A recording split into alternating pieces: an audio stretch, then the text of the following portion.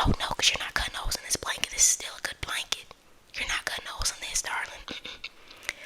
You just gonna put the blanket over your head, and I'll just direct you where to go. Okay? You're not poking holes in this there blanket. I done had this blanket for years. Okay? I'm gonna pass it down to you when you get older. But you don't like the idea of just covering up like that. You don't like that one. What else can we do? You know, you can put this on yourself if you dress up as an old person. You just wear it on your shoulders like so. Like this. Like this. And then you get your cane and you just walk around like you're an old person like this. Like, oh, my back. You know what I mean? I feel like that's a good idea. You throw a scarf on with it. I get you some glasses, and maybe we can get some of the air paint. Like I've seen some at the Dollar Tree.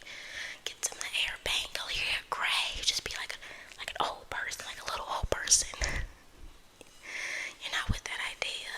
So, what were some costumes you were thinking? What were some costumes you were thinking about doing?